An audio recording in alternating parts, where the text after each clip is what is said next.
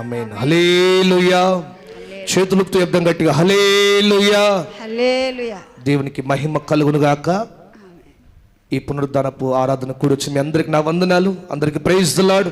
బయట ఉన్న బ్రదర్స్ కి సిస్టర్ అందరికి ప్రైజ్ ది లార్డ్. ప్రభు మిమ్మల్ని దీవించును గాక. హల్లెలూయా. హల్లెలూయా. ఒక చిన్న ప్రకటనలు మరి గత వారం తెలియజేసిన రీతిగా ఈ రోజు నుంచి 12, 13, 14 చిన్న పెండాల్లో మీటింగ్స్ ఉన్నాయి. వారు మళ్ళీ నాకు నిన్నటి దినం కూడా తెలియజేశారు. ఇక్కడికి అందరూ తప్పకుండా వెళ్ళండి, తప్పక అందరూ పాలు పొందండి. మంచి దైవజనులు వస్తున్నారు, తప్పక అందరూ పాల్గొనండి. అలాగే ఈరోజు ఎన్నో రోజు చెప్పండి? 92వ రోజు. 92వ రోజు. సుమారుగా 3 నెలల నుంచి నిన్నటి దినంతో 3 నెలలు కంప్లీట్ అయినాయి. ప్రతిరోజు దేవుని మందిరంలో ప్రార్థన చేసే గొప్ప అవకాశాన్ని దేవుడు మనకిచ్చాడు. హల్లెలూయా. ఈ 100 రోజుల ప్రార్థనలో 92వ రోజుకు చేరుకున్నాం. ఆఖరి వారం ఉంది. ఈ ఆఖరి వారం ప్రతి బిడ్డల జీవితంలో ఒక అద్భుతాలు పొందే వారంగా మారాలి. హల్లెలూయా. అది దేని ద్వారా అంటే ప్రార్థన ద్వారానే. ప్రార్థన ద్వారానే.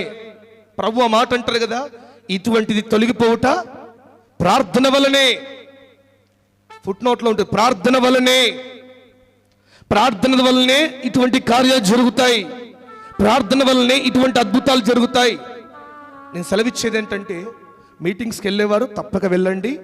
ఉన్నవారు మాత్రం ప్రతిరోజు ప్రార్థన ఆగదు, ప్రతిరోజు ప్రార్థన ఉంటుంది. ఈ ఆఖరి వారం చాలా విలువైన వారం. ఈ 100 రోజుల ప్రార్థనలో ఈ ఆఖరి వారం ప్రార్థనలు ఉంటాయి. ఒకవేళ దేవుని చిత్తం అయితే, దేవుని చిత్తం ఇంకా గ్యారంటీ కాలేదు, ఈ వారంలో ఒకవేళ పనులు ప్రారంభించబడితే పని అయిపోయేదాకా ప్రార్థన కొనసాగుతుంది. 15 రోజులు పెరగవచ్చు ఇంకా. ఎందుకంటే ఫ్యాబ్రికేషన్ వరకు సార్ మీరే చూసుకోండి అన్నారు కనుక దాని గురించే స్ట్రక్ అయింది. ఫిట్టింగ్ రేకులు ఒకవేళ డూమ్ ఈ యొక్క రేకులు ఫిట్ చేసుకోవడానికి మెటీరియల్ కానీ, ఆ యొక్క రేకులు కానీ, ఆ యొక్క కావలసిన రాడ్స్ కానీ సార్ ఇస్తానన్నారు. అయితే ఫిట్ చేసుకునే వరకు అంతా మనకు అప్పగించారు. దాని ఫిట్టింగ్కే 1,50,000 అవుతున్నాయి. ఫిట్టింగ్కే. ఎందుకంటే అది ఇటువంటి రేకులు కాదు, డూమ్ లాగా వస్తుంది. మనకు అక్కడ హాస్టల్ దగ్గర ఉంది చూడండి, హాస్టల్ దగ్గర లేదు ఒకటి, ఇప్పుడు ఇక్కడ మాల్ కాల్ దగ్గర పెద్ద లేట్లా అట్లా డూమ్ లాగా వస్తుంది. కనుక మీరందరూ ప్రార్థన చేయండి. ఒకవేళ దేవుని చిత్తం అయితే అది తెలియజేస్తే సంఘం అంతా అందరం కలిసి మనం ఈ కార్యాన్ని ముందు చేసుకొని ఈ 15 రోజులు దీన్ని కంప్లీట్ చేసుకోవాలి. దేవుడు ఆ కృప మనకిచ్చునుగాక. కనుక ఈ ఆఖరి వారం 92వ రోజు సాయంకాలం కూడా ప్రార్థన ఉంటుంది. మాకు ఎన్ని పనులున్నా అన్ని ప్రక్కన పెట్టి, ఎంత దూరం మరణాలైనా, ఇక హాస్పిటల్ ఉన్నా, ఎన్ని వెళ్ళినా ప్రార్థన మాత్రం ఆపట్లేదు. కారణం ఏంటంటే ప్రార్థన ద్వారా ఒక అద్భుతం జరుగుతుంది. హల్లెలూయా. నేను రాలేని టైంలో కూడా డాడీ వస్తున్నాడు ప్రతిరోజు. కనుక ఈ వారం మాత్రం ఖచ్చితంగా నేను ఉంటాను. మీరందరూ తప్పక రండి. ఈరోజు తప్పక అందరూ పాలు పొందండి. ఈ వారం రోజులు మనం అందరం ప్రార్థన చేద్దాం, దేవుడు కార్యం చేయనుగాక. అలాగే తాతయ్య గురించి కూడా ప్రార్థన చేయండి. మీరందరూ మంచి ఆరోగ్యం గురించి ప్రార్థన. చాలా వీక్ ఉన్నాడు, మీరందరూ ప్రార్థన చేయండి. రేపటి దినం మనం విడిచిపెట్టిన విమోచనమ్మ కుటుంబానికి కూడా మనం వెళ్ళి ఆదరణగా ప్రార్థన చేసి రావాలి. మీరందరూ ప్రార్థన చేయండి. ఈ ఆఖరి వారం మాత్రం తప్పక ఈరోజు సాయంకాలం నుంచి ఈ వారం రోజులు మనం బలంగా ప్రార్థన చేద్దాం. కొత్తిల నుంచి చాలా మంది వస్తున్నారు, పాతిల నుంచి కూడా రండి ప్రార్థనలు గడపండి, దేవుని సన్నిధిలో నిలబడండి. ఈ వారం రోజులు మనం చేసేపోయే ప్రార్థనకు ప్రతిఫలం మన ముందు కనబడబోతుంది. హల్లెలూయా. దేవుడు ఆ కృప మనకందరికి ఇచ్చునుగాక. హల్లెలూయా. ఈ పూట కొద్దిసేపు దేవుని మాటలు విందాం. బైబిల్లో చాలామంది దేవుని చేత ధన్యులు అని అనిపించుకున్న వారు ఉన్నారు. మరికొద్ది మంది దేవుని కృపను అనుభవించుతూ ఒక ధన్యకరమైన జీవితాన్ని జీవిస్తున్న వారు ఉన్నారు. అయితే బైబిల్లో ఒక వ్యక్తి ఉన్నారు. ఆ వ్యక్తి ఒక దీవించబడిన వ్యక్తి. ఎంతగా దీవించబడిన వ్యక్తి అంటే, తన సేవకుడు చాలా గొప్ప దైవజనుడు, దేవుని కృపను అనుభవించిన వాడు, ఈ బైబిల్కి ముగింపునిచ్చిన వాడు, ఒక అద్భుతమైన ముగింపును, దేవుని ప్రత్యక్షతను అనుభవించిన గొప్ప దైవజనుడు ఎక్కడో చాలా దూరంలో ఉండి కూడా, చాలా బిజీ స్కెడ్యూల్లో ఉండి కూడా వేల మంది విశ్వాసులకు దేవుని వాక్యాన్ని ప్రకటిస్తూ కూడా, ఒకవైపు దేవుని ప్రత్యక్షతను పొందుకొని ఈ బైబిల్ గ్రంథానికి ముగింపును అందిస్తూ కూడా ఒక్క వ్యక్తిని గుర్తుంచుకున్నాడంటే ఆ వ్యక్తి దీవించబడ్డ వ్యక్తా కాదా? చెప్పండి, అవునా కాదా? సపోర్ట్ చేస్తలేరు. ఒక పెద్ద మీటింగ్లో ఉన్నారనుకోండి, పెద్ద మీటింగ్లో ఉండి అక్కడ ఎమ్మెల్యేలు సీఎం వచ్చిందనుకోండి, అందరు వచ్చి ఓ అమ్మ చిన్నమ్మ బాగున్నావా అని అనుకోండి, చూసినామా పాస్టర్ అదే ఎమ్మెల్యే నన్ను పిలిచిండని అని అనుకుంటామా లేదా? అట్లాంటిది ఒక గొప్ప సేవ చేస్తున్న దైవజనుడు, ఆ దైవజనుడు దేవుని ప్రత్యక్షతను అనుభవించిన వాడు, దేవుని ప్రకటన ప్రజలకు అందించడానికి ఎంతో పరిశుద్ధాత్మ సన్నిధిని అనుభవిస్తూ ప్రకటన గ్రంథాన్ని రాసిన గొప్ప దైవజనుడు నీలాంటి నాలాంటి సాధారణమైన వ్యక్తి, సాధారణంగా దేవుని సేవలో సంఘములో ఉన్న వ్యక్తి. ఆయన గొప్పగా ప్రత్యేకించబడిన వ్యక్తి కాదు, ప్రత్యేకత ఉన్న వ్యక్తి కూడా కాదు. సాధారణమైన వ్యక్తికి ఒక శ్రేష్టమైన ఉత్తరం ఆ దైవజనుడు వచ్చి అతని గురించి తన దైవజనుడు ఏమనుకుంటున్నాడు ఒక విలువైన లేఖగా రాయబడ్డం, ఆ లేఖ బైబిల్లో ఉండడం ఎంత దీవించబడ్డ వ్యక్తి అండి. ఆ గొప్ప వ్యక్తి ఎవరో చూద్దామా? 3వ యోహాను రాసిన పత్రిక, బైబిల్ గ్రంథంలో 3వ యోహాను రాసిన పత్రిక 1వ అధ్యాయము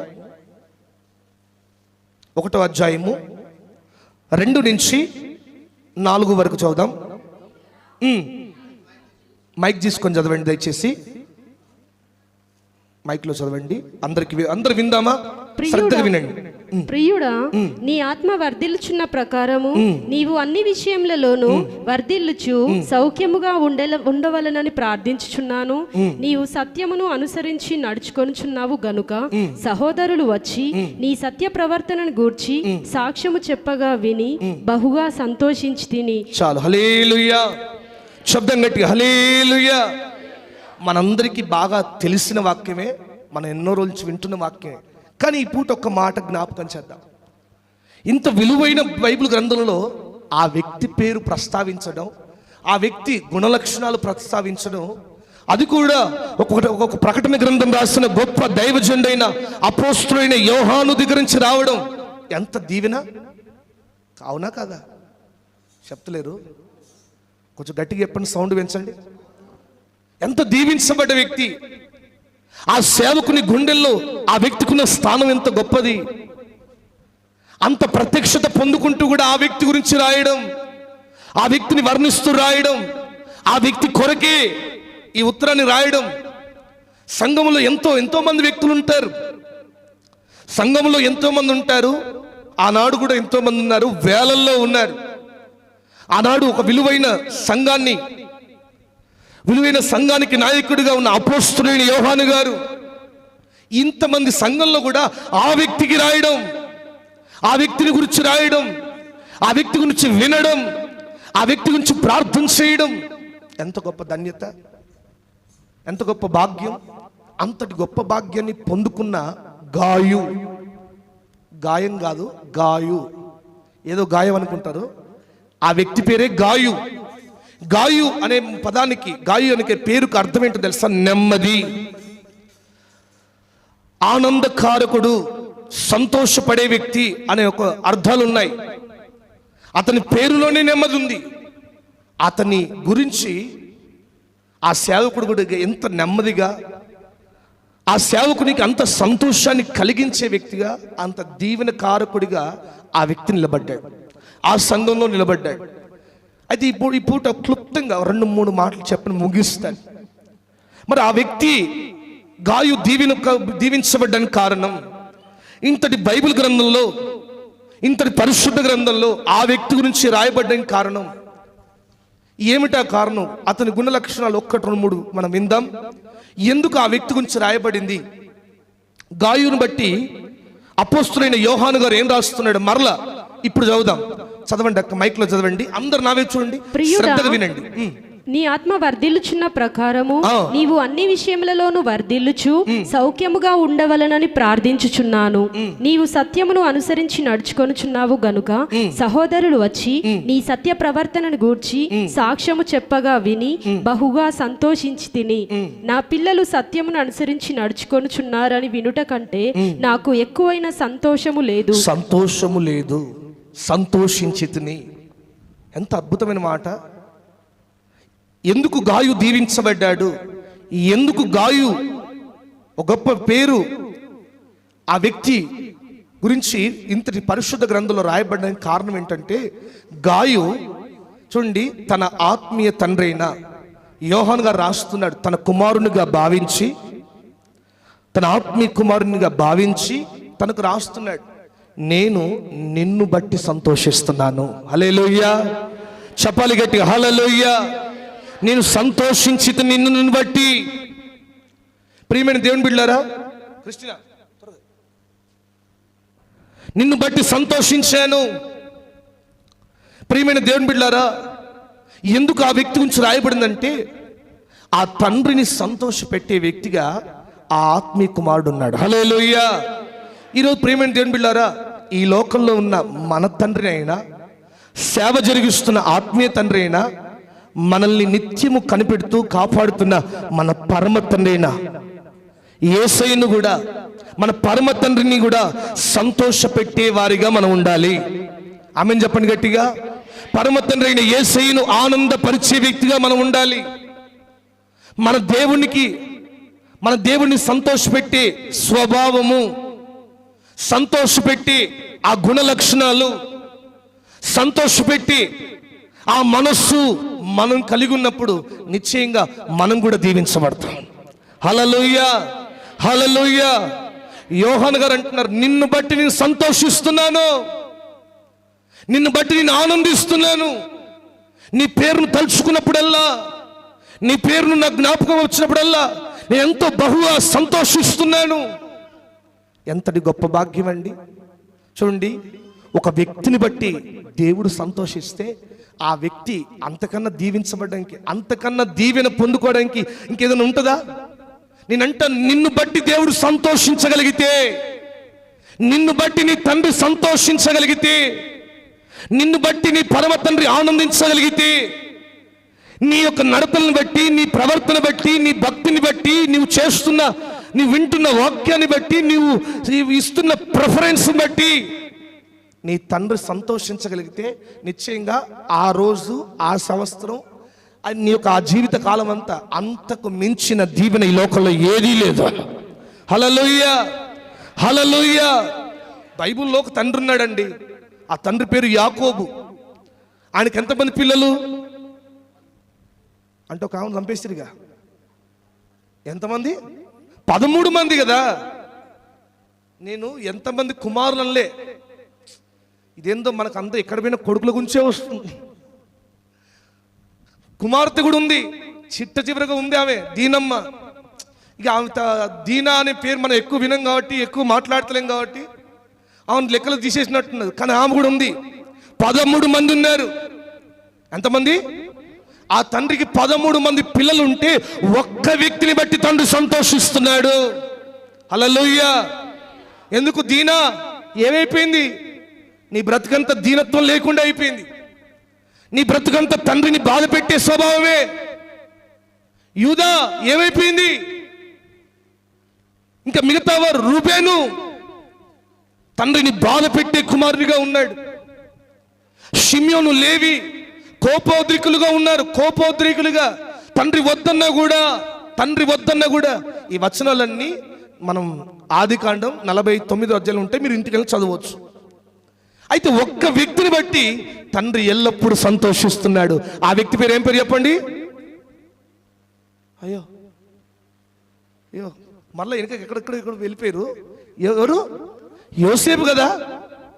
యోసేపుని బట్టి తండ్రికి ఒక సంతోషం, యోసేపును చూస్తున్నప్పుడు ఒక సంతోషం, యోసేపు చేస్తున్న ప్రార్థన, యోసేపు నడత, యోసేపు భక్తి. అందుకే అంతమంది పిల్లలున్న ఒక విలువైన వస్త్రాన్ని ఎవరు కుట్టించాడు? రూబేను చూస్తే దగ్గర కూడా రాబోదైతలేదు. షిమ్యోను చూస్తే వీడా, నేను వద్దన్నా కూడా అరే వద్దురా, క్షమిద్దాన్రా ఆ వ్యక్తిని, ఆ కుటుంబం, ఆ యొక్క వంశాన్ని క్షమిద్దాన్రా అంటే వినలే. షిమ్యోను లేవి పోయిర్రు, రక్తాన్ని కల చూసిర్రు. వాళ్ళు వచ్చి క్షమాపణ అడిగినా కూడా వినలే, రక్తాన్ని కల చూసిర్రు షిమ్యోను లేవి. అయితే చూడండి ప్రేమ, దీనమ్మను చూసి సంతోషిద్దామంటే ఈమెమో తండ్రి మాట వినదాయి. ఇవంతా ఎప్పుడెటు ఆ మాట చూడండి, దీనమ్మ పద్ధతి ఎట్లుందో చూడండి. ఆ మాట ఆదికాండం 34వ అధ్యాయం చూడండి, ఎన్నో అధ్యాయం చూడండి. ఆ దేశం 30 చూడండి త్వరగా. ఆ దేశ ఎన్నో దీన గురించి ఉంటుంది. లేయా యాకోబునకు కనిన కుమార్తె అయిన దీన ఆ దేశపు కుమార్తెలను ఎన్నో వచ్చిన 34:1 వచనం చూడండి. అమ్మ వింటున్నారా? వినండి. ఎందుకు ఆ బిడ్డను బట్టి తండ్రి సంతోషించలేకపోతున్నాడు చూడండి. ఆ దేశము నేలిన హివ్వీయుడైన ఫస్ట్ వచనం చదువుదాం. లేయా యాకోబునకు కనిన కుమార్తె అయిన దీన ఆ దేశపు కుమార్తెలను చూడవెళ్ళెను.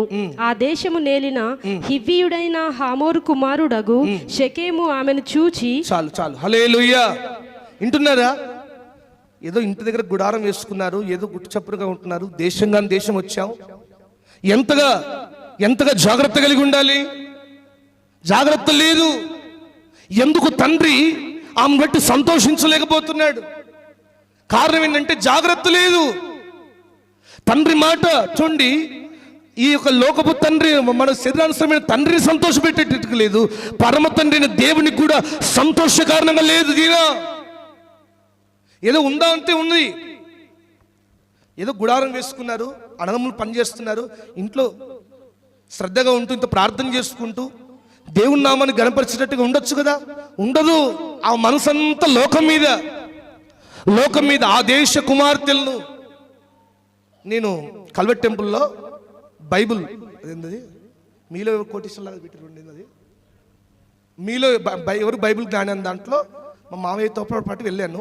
ఆయన రాస్తున్నాడు, నేను అదే సంవత్సరం ట్రైనింగ్ చేసి వచ్చాను. నేను చూస్తున్న క్వశ్చన్ పేపర్ చూస్తున్నాను. క్వశ్చన్ పేపర్ అక్కడ పెట్టిర్రు, వాళ్ళు రాస్తున్నారు ఎగ్జామ్. ఆ క్వశ్చన్ పేపర్ చూస్తే ఇవన్నీ మనకు తెలిసిన వాక్యాల్లాగా అవపడుతున్నాయి. నేను రాయొచ్చా అంటే ఎంట్రీ ఫీజు కట్టాలంటే కట్టేసి రాశాను. మా మామయ్య సెలెక్ట్ అయ్యాడు. ఇక నేను సెలెక్ట్ అవుతాను పెద్దగా ఆలోచన లేదు. ఆయన అయిపోయింది, వచ్చారు, వెళ్దామా అంటే నేను వెళ్ళే టైంలో ఒక ఆయన వచ్చి మీరు కూడా సెలెక్ట్ అయ్యారని చెప్పాను. అనుకోండి, లాస్ట్ నాదే. వెళ్ళాను, 7 ప్రశ్నల దాకా బాగా చెప్పాను. 7వ ప్రశ్న దగ్గర పోయింది. ఎక్కడ పోయింది? ఇదే వాక్యం నాకు బాగా జ్ఞాపకం. దీన ఆ దేశముకు ఎవరిని చూడ వెళ్ళాను అంటే అన్ని వచనాలు ఇస్తుంది, అక్కడ అన్ని ఇస్తుంటే ఆ దేశ కుమారులు కావచ్చు అనుకుని అప్పుడు ఈ మాట నాకు అంత జ్ఞాపకం లేదు. ఆ టెన్షన్లో అక్కడ ఉంటే ఒకలాంటి టెన్షన్. ఇంకొక 3 ప్రశ్నలు చెప్తే అప్పుడే ఇజ్రాయెల్ దేశం పెట్టారు. కానీ దేవుడు ఆపాడు. అట్లా పోతే మనకేం వాల్యూ లేదు, ఇట్లా పోతే మనకు శ్రేష్టంగా మనం పోయే టైం ఉంది. ఇదే మాట దగ్గర ఆగింది. దీన ఆ దేశమునకు ఎవరిని చూడ వెళ్ళినన్నది. ఆప్షన్స్ ఇచ్చారు. ఆ దేశ కుమారులను టిక్ చేశాను. సతీష్ కుమార్ అంటున్నారు, అంటే ఆమె స్త్రీ కాబట్టి పురుషులను చూడడానికి వెళ్ళాను అని చెప్పారా అన్నది. అట్లని కాదు ఇట్లని కాదు అని చెప్పి చూస్తే ఆన్సర్ చూస్తే ఇది ఉన్నది. ఆ దేశ కుమార్తెలను చూడ వెళ్ళాను. ఎందుకు వెళ్ళింది? ఆ దేశ కుమార్తెలు వాళ్ళ వస్త్రధారం చూద్దామని, వారు ఎలా వస్త్రాలు వేసుకుంటారు. ఈమె కూడా వాళ్ళ చిన్నమ్మ బుద్ధి వచ్చినట్టున్నది. ఏంటంటే చిన్నమ్మ ఎవరు? మళ్ళా మర్చిపోయారు. దీనమ్మ చిన్నమ్మ ఎవరు? యాకోబుకి ఎంతమంది భార్యలు? 2 కదా, రాహేలు, లేయా కుమార్తె ఈమె. మరి చిన్నమ్మలు రాహేలమ్మ. చిన్నమ్మ స్వభావం ఎప్పుడు చూసిన బంగారం మీద, ఎప్పుడు చూసిన వస్త్రాల మీద, మనసంతా దాని మీదే. బైబిల్లో ఉన్న రాహేలు కూడా అదే. సైలెంట్గా వచ్చేస్తే అయిపోవు. విగ్రహాలను తీసుకొచ్చి తండ్రి దగ్గర పెట్టుకుంది, తన పెట్టెలో పెట్టుకుంది, తండ్రిని ఏమార్చి మాట్లాడుతూ ఉంది. చూడండి, తండ్రిని సంతోషపెట్టే స్వభావం వల్ల లేదు. పరమ తండ్రికి ఆనందాన్ని కలిగించి బిడ్డగా వాళ్ళు జీవించలేకపోయారు, ఒక్క యోసేపు తప్ప. హల్లెలూయా. చెప్పు, చేతులపైకి చెప్పు గట్టి హల్లెలూయా. యోసేపును చూస్తున్నప్పుడల్లా తండ్రి సంతోషిస్తూ ఉన్నాడు. యోసేపును చూస్తున్నప్పుడల్లా తండ్రి ఆనందిస్తూ ఉన్నాడు. ఒక విలువైన వస్త్రం నిలువు టంగిని యోసేపుకు మాత్రం కుట్టించాడండి. ఇక మిగతా వాళ్ళు ఆగుతారా? యోసేపు మీదే పగ. ఆ వస్త్రాన్ని చించేద్దామని, ఆ వస్త్రాన్ని చూస్తున్నప్పుడల్లా పగ. కానీ ఎన్ని చేసినా యోసేపుని అమ్మేశారు. తండ్రికి దూరం చేద్దాం, తండ్రికి వీడు దూరంగా ఉండాలి, తండ్రి మనసులో వీని స్థానం పోవాలనుకున్నారు, దూరపరిచారు. ఈ లోకపు తండ్రికి దూరంగా ఉన్నాడేమో కానీ పరలోకపు తండ్రికి దగ్గరగా జీవిస్తున్నాడు. చప్పట్లు కొడుతూ దేవుని స్తుతించు గట్టిగా గట్టిగా గట్టిగా. ఏ స్థలములో ఉన్న పరలోకపు తండ్రిని సంతోషపెట్టే కుమారుడిగా ఉన్నాడు. ప్రదేశం ఏదైనా, ప్లేస్ ఏదైనా, ఎక్కడ ఉన్నా, తన వారు ఎవరు లేకపోయినా, తన బంధువులు లేకపోయినా, తల్లిదండ్రులు లేకపోయినా దేవునికి దగ్గరగా జీవించే వ్యక్తిగా ఉన్నాడు. దేవుడు కూడా యోసేపును చూస్తున్నప్పుడు సంతోషిస్తూ ఉన్నాడు. పాపం దగ్గరికి వస్తే యోసేపు పరిగెత్తే వ్యక్తిగా ఉన్నాడు. నా దేవుడిని అవమానపరిచే పని నేను ఎప్పుడు చెయ్యను. మరి మందిరానికి వస్తున్న నీ పరిస్థితి ఏంటి? ప్రార్థనకు వస్తున్న నీ పరిస్థితి ఏంటి? వాక్యం వింటున్న నీ స్థితి ఏంటి? నీ తండ్రి నిన్ను బట్టి సంతోషిస్తున్నాడా? నువ్వు చేస్తున్న భక్తిని బట్టి నీ తండ్రి సంతోషించగలుగుతున్నాడా? నీ ప్రవర్తన బట్టి దేవునికి ఘనత వస్తుందా, అవమానం వస్తుందా? చర్చికి వెళ్ళే బిడ్డలండి ఎంత భక్తిగా ఉంటారో చూడండి. చర్చికి వెళ్తారు, వాళ్ళ ఇంట్లో తండ్రి చెప్పిన మాట వింటారు, స్కూల్కి వెళ్తారు, కాలేజీకి వెళ్తారు. నిజంగా వారిని చూస్తే సంతోషం అనిపిస్తుంది అని అనాలి. వామ్మో వీళ్ళ ఆదివారం పూట చర్చికి వెళ్తారు, మిగతా వాళ్ళు ఎక్కడుంటారో తెలియదు, ఉట్టిదే భక్తి అన్నదనుకో దేవుడు తలదించుకోవాల్సిన పని వస్తుంది. నిన్ను బట్టి ఎప్పుడు దేవుని అవమానపరిచే పని ఏనాడు నువ్వు చేయకుండా ఉండుగాక. హల్లెలూయా. మనం ఎక్కడ ఉన్నా నమ్లిగొండలే కాదు, హైదరాబాదులో ఉన్నా, ఏ ఊర్లో ఉన్నా, మన ప్రవర్తన, మన స్థితిగతులు దేవుణ్ణి సంతోషపెట్టే వ్యక్తిగా ఒకనాడు చెప్పగలగాలి. దేవుడు నిన్ను బట్టి సంతోషంగా గర్వించేటట్టుగా ఉండాలి. బైబిల్లో యోబును బట్టి దేవుడు గర్విస్తున్నాడు, సంతోషిస్తున్నాడు. ఏకంగా సైతాన్ గాని పిలిపించుకుని సైతాన్ గాని చెప్తున్నాడు, చూసావా నా దాసుడైన యోబుడు గురించి ఆలోచించితివని ఎంత గర్విస్తున్నాడు, ఎంత సంతోషిస్తున్నాడు, ఎంత ఆనందంగా సాక్ష్యం ఇవ్వగలుగుతున్నాడు. మరి ఈరోజు నిన్ను బట్టి ఏమిటి? నీ ప్రవర్తన బట్టి ఏంటి? నీ స్థితిగతులను బట్టి ఏంటి? నువ్వు చేస్తున్న పనులు ఈ లోకంలో ఉంటున్న నీ తల్లిదండ్రులకు, పరలోకంలో ఉంటున్న మన పరమ తండ్రికి అవమానం తెచ్చే పని ఆవగింజంతైనా మనలో ఉండొద్దు. దేవుడు ఆ కృప మనకిచ్చునుగాక. సరే, సంతోషిస్తున్నాడయ్యా, సంతోషిస్తున్నాడు అంటున్నారు. ఎందుకు సంతోషిస్తున్నాడు? అపోస్తలుడైన యోహాను ఎక్కడో ఉండి ఆయన బిజీగా, ఆయన సేవ, ఆయన విశ్వాసులు అంత బిజీగా ఉన్నాడు. ఎందుకు సంతోషించగలుగుతున్నాడు అనంటే కారణం ఒక 2-3 విషయాలు చెప్పి ముగిస్తాను. ఎందుకు సంతోషిస్తున్నాడు చదవండి అక్క. సేమ్ 3 యోహాను 2 నుంచి చదువుదాం.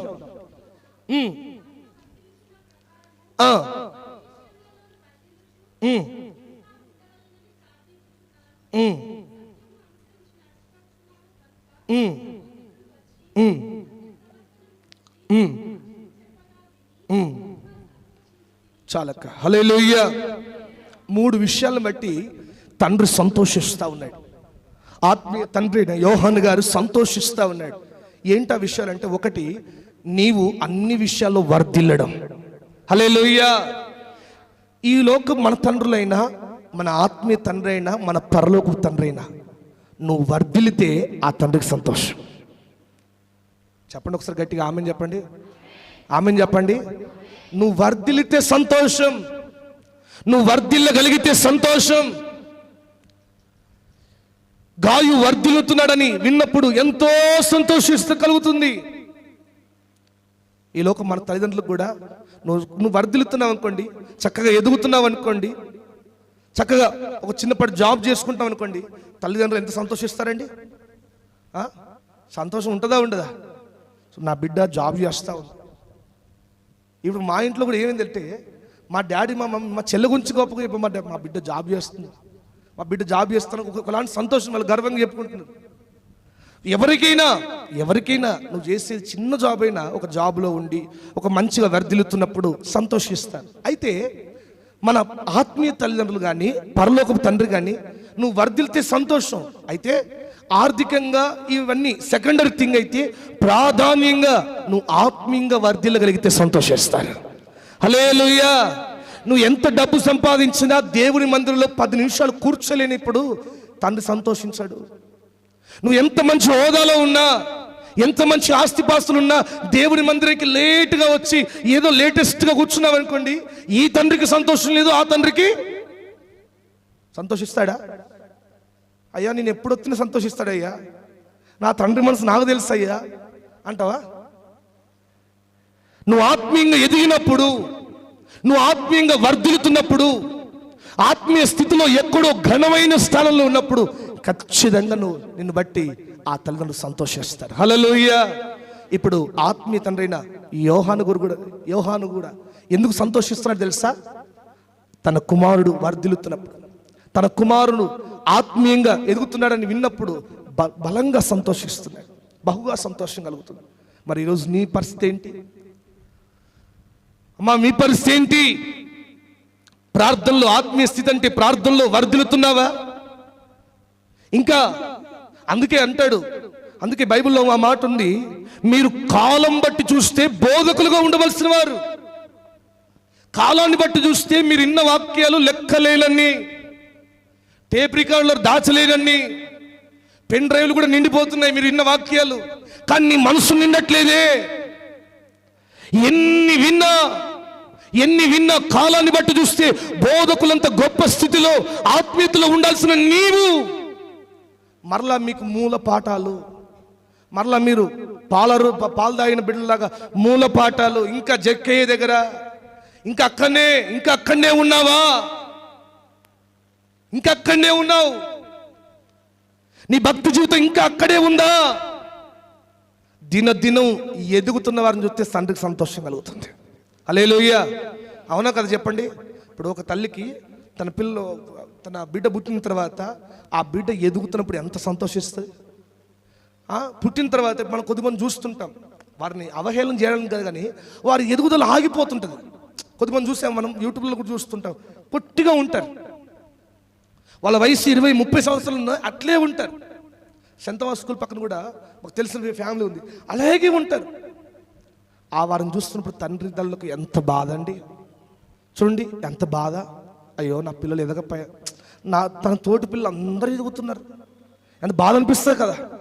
ఆత్మీయ తండ్రికి కూడా పరలోకపు తండ్రికి కూడా నీ ఆత్మీయ స్థితి ఇంకా ఎదగకపోతే, నీవు ఇంకా వాక్యం తెలవని బిడ్డగా ఉంటే, ఇంకా వాక్యం ఏమో తెలిసి కూడా తెలవనట్టు ప్రయత్నించగలిగితే, ప్రవర్తించగలిగితే వాళ్ళు నిశ్చయంగా పరలోకపు తండ్రి బాధపడతాడండి.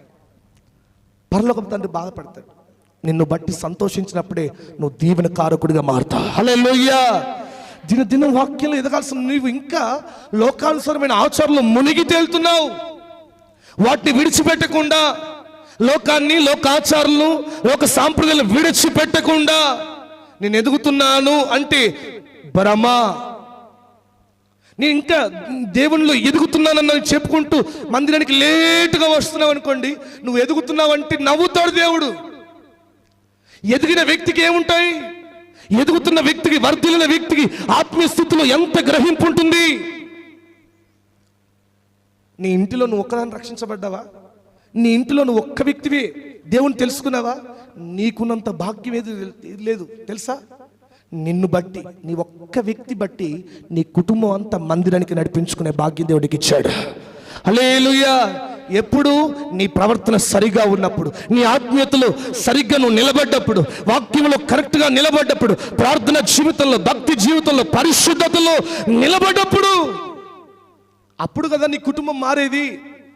నువ్వే సరిగా లేకుంటే, నీకే ప్రార్థన కరెక్ట్ రాకపోతే, ఇంకా బైబిల్ వాక్యం అన్ని తెలిసి కూడా నువ్వే అన్ని ఆచారాలు పాటిస్తుంటే, ఓ అట్లా కాదక్క, ఇది కలపాలి తెలుసా నీకు? ఇది కాదు యాపాకేయాలి, నీకేం తెలుసు? గావికేం తెలుసు? మనం వెనకట్టించున్నాం కదా. వెనకట్టించున్న నీకే వాక్యం తెలియకపోతే వెనకటి నుంచున్న నీకే వాక్యంలో పునాదిగా నిలబడకపోతే దేవుడు ఎలా సంతోషిస్తాడు? నేను బట్టి దేవుడు ఎలాగో ఆనందిస్తాడు? అన్ని తెలిసిన నీవే వాక్యానికి తట్టుకోలేకపోతే, అన్ని తెలిసిన నీవే చిన్న శ్రమకు నువ్వు నిలబడకపోతే దేవుడు నాకేం చేశాడక్క? దేవుడు నాకు ఏం చేశాడు? వెనకటి నుంచి వస్తున్నా, దేవుడు నాకు ఏం చేయలే, నాకు అన్ని శ్రమలు, నా ఇంట్లో ఎవరు మారలే అని అంటే వింటాను. ఆత్మీయతలు అన్ని తెలిసిన నీవే శ్రమకు భయపడితే నీ ముందు, నీ కళ్ళ ముందు ఉన్న నీ బిడ్డలు వట్టిగా వెనదొరిగిపోతారు, వట్టిగా వెనకడిగేస్తారు. ప్రేమైన దేవుని బిడ్డలారా, ఒక్కటే జ్ఞాపకం ఉంచుకో, నీవు వర్ధిల్లగలిగితే తండ్రి సంతోషిస్తాడు. ఆమెను చెప్పు గట్టిగా. నువ్వు వర్ధిల్లగలిగితే నీ తండ్రి నిన్ను బట్టి ఆనందిస్తాడు. అప్పుడు ఖచ్చితంగా నువ్వు చేస్తున్న చిన్న పనైనా తప్పక దీవించబడతావు. నువ్వు చేస్తున్న చిన్న ఉద్యోగాన్ని బాధపడద్దు, ఆ చిన్న ఉద్యోగంలోనే గొప్ప ఆశీర్వాదాన్ని నీ తండ్రి నీకు పంపిస్తాడు. గట్టిగా చప్పట్లు కొడుతూ దేవుని స్తుతిద్దామా గట్టిగా. నీ చిన్న పని, చిన్న వ్యాపారం, చిన్న స్థితి తప్పక దీవించబడే రోజు వస్తుంది. హల్లెలూయా. తండ్రికి సంతోష కారణంగా ఉన్నప్పుడు, తండ్రిని ఆనందపరిచే వ్యక్తిగా ఉన్నప్పుడు, ఆత్మీయతలో ఎదిగినప్పుడు, అప్పుడు నీ తండ్రి సంతోషిస్తాడు. మరి ఎదుగుతున్నావా? ఎదిగిన వ్యక్తి వలె ఉంటున్నావా? ఎదిగిన వ్యక్తి నడుచుకున్నట్టు నడుస్తున్నావా? ఆత్మీయతలో ఎదిగిన వ్యక్తి ఎంతగా పవిత్రంగా ఉంటాడు అలాగ ఉంటున్నావా? ఒకసారి నిన్ను నువ్వు చెక్ చేసుకోవాలి. ఒకసారి నిన్ను నువ్వు చెక్ చేసుకోవాలి. అందుకే ఇప్పుడు చూడండి, ఎంత మంచి కొత్తగా ఉన్న కార్ అయినా ఖచ్చితంగా దానికి సర్వీస్ టైం రాగానే సర్వీస్ చేయించాలి. ఎందుకు? కొత్త కారు అది ఖరాబ్ అవుతుందా అంటావా? దాన్ని చెక్ చేసుకుంటే ఏ పార్ట్లు వీక్గా ఉన్నాయో, ఏ యొక్క దాంట్లో అది బలహీనంగా ఉందో, టైర్స్ బలహీనం అనుకోండి వెంటనే మార్చాడు. అట్లాగే నీ ఆత్మీయ స్థితిలో ఏ విషయాలు నువ్వు బలహీనంగా అయిపోతున్నావు, ఆ బలహీనతను బట్టి నువ్వు దేవుని వేడుకోగలిగితే తప్పక నిన్ను సంతోష కారణంగా నా దేవుడు మార్చునుగాక. ఆమెను చెప్పు గట్టిగా, ఆమెను చెప్పు గట్టిగా. ఈరోజు మనం అందరం ఆత్మీయతలో, ఆత్మలో ఎదిగిన బిడ్డల వలె మారుదుముగాక. ఎదిగిన వారు నడుచుకున్నట్టుగా నడుచుకుందుముగాక. మన మాటలు కూడా, వింటున్నారా? మన మాటలు కూడా ఒక ఎదిగిన వ్యక్తి ఎట్లాగా మాట్లాడగలుగుతాడు. ఇప్పుడు చూడండి, ఒక చిన్న పాప ఉందనుకోండి, ఆమె మాట్లాడితే పెద్దగా ఎవరు పట్టించుకోరు, ఆమెకేం తెలుసు అంటారు. అది ఎదిగిన నీవు కూడా అదే మాట మాట్లాడాలనుకోండి, ఇవి ఏంటంటే వయసు ఎదిగింది కానీ జ్ఞానం ఎదగలే అంటారు. అలాగే ఆత్మీయతలో కూడా, ఆత్మీయ స్థితిలో ఎదిగిన నీవు చిన్న చిన్న శ్రమలకు నిలబడగలగాలి, శ్రమలకు నిలబడగలగాలి, నిందలకు తట్టుకోగలగాలి, అవమానాలను ఎదుర్కోగలగాలి. ఎవరైనా ఒక మాట మనల్ని ఒకళ్ళు ద్వేషిస్తున్నా, ప్రార్థనకు వెళ్తున్న వీలుగా కున్నర్లే భక్తులు, అబ్బా నువ్వు ఒక్కగానే భక్తి పరులవా, మేము కాదా, మాకు వాక్యం తెలవదా అన్నప్పుడు మనం ఏమో తెలుసా, అవును నిజమే కదా, ఆమె కూడా నాకంటే ముందు నమ్ముకుంది, దేవుని నమ్ముకుంది, ఆమె చర్చికి పోతలేదు, ఆమె ప్రార్థనలు కూర్చుంటలేదు, నేను ముందు పోవాలా అంటే నేను అంటాను. ఆమె ఆత్మలో ఇది వయసు ప్రకారం చూస్తే మందిరానికి ఎన్నో సంవత్సరాలు, ఎన్నో 40 ఏళ్ళు 35 ఏళ్ళ నుంచి వస్తుంది, కానీ ఆత్మీయతలు చూస్తే ఏమీ లేదు. ఆత్మీయతలు చూస్తే చిన్న శ్రమ రాగానే దేవుని అంటది, చిన్న ఇబ్బంది రాగానే దేవుడు నాకు అంటది, చిన్న కష్టం రాగానే దేవుడు నాకు ఏం చేస్తాడంటది, దేవుడు నాకు మేలు చేయలేదంటది. ఎందుకంటే ఆత్మీయతలో ఎదిగలేదు, ఆత్మీయతలు ఎదిగలేదు. మరి ఎదిగిన వ్యక్తిగా ఉండాల్సిన నీవు నీ మాటలు కూడా ఎదిగినట్లుగా, వర్ధిల్లిన వ్యక్తి ఎట్లా మాట్లాడతాడో, ఆత్మీయతలో ఉన్నతమైన శిఖరం మీద ఉన్న వ్యక్తి ఎట్లా గ్రహించగలుగుతాడో అట్లాగా నువ్వు నిలబడదువుగాక. ఆమెను చెప్పండి గట్టిగా. అట్లా నువ్వు జీవించుదువుగాక, అలాగూ నువ్వు బ్రతుకుదువుగాక. హల్లెలూయా, హల్లెలూయా. నిజంగా కొద్దిమంది నేను చూస్తానండి, అప్పుడప్పుడు అనేక స్థలాలకు వెళ్తున్నప్పుడు వారికి వాక్యం తెలియదు కానీ నిజంగా సేవకులను కానీ ప్రేమించడం నిజంగా ఎంత గొప్ప తెలుసు. మేమెప్పుడు డాడీ కానీ నేను కానీ ఆ జనగాంలో ఒక బ్రదర్స్ ఉంటారు, వాళ్ళ దగ్గరికి వెళ్ళినప్పుడు ఒక్కసారి మేము వెళ్తే చాలా చిన్న స్థితి అండి.